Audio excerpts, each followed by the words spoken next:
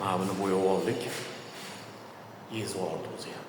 Sepsam bulardan o'nga o'xshadi. Nari tarafnikini sepganman. Bitta jinigacha qoldim. Is tushib qolmasin deb sepmadim-da. Bushnoy esadik. Hozircha shu ikkinchi sloyini hozir berib qo'ydim. Konteynlarni. Xohlasa endi stenani boshlaymiz. Stena oson. Hali ham borib tushamiz.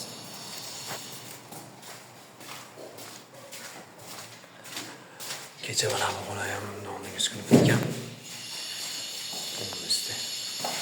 Mana bu sepilgan, endi bu boshqacha. Osonroq varianti deydi. Bu bitgan. Bitgan xonalar, mebelchi egalarimiz mebellar terishyaptilar. Menga vanna qo'yaman. Mana bu yerda turba ko'rinib turadi. Turbaning ustini 45 gradusli qilib, kafelda ashib qilib chiqaman.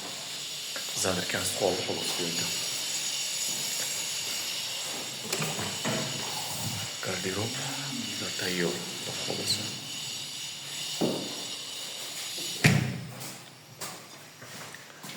To'g'ri gaplar.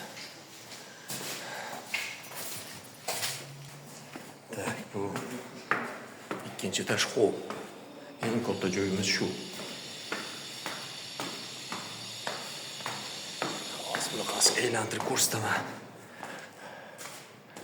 Betlar bo'lgan, alhamdulillah. Chotki nimalarni deb qo'yib, derazalarni tozalab qo'yganmiz. Betlar olganimiz yo'q. Oyoqda kafe. 100% bitgan. Xor, menga endi hallaka. Birinchi sloy xudo xolasa.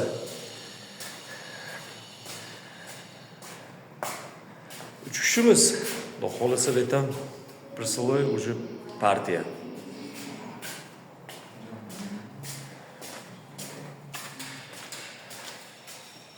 Birachga ham solyapti mana bu yerda.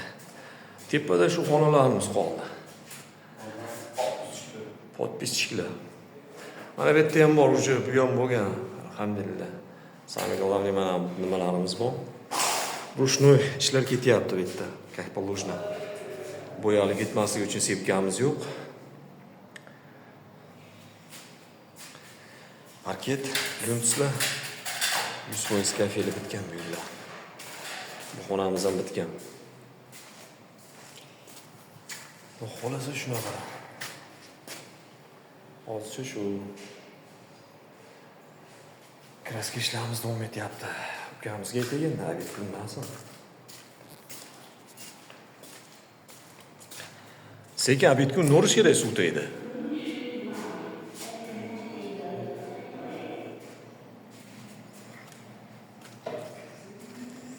Hozircha shetdamiz deydi.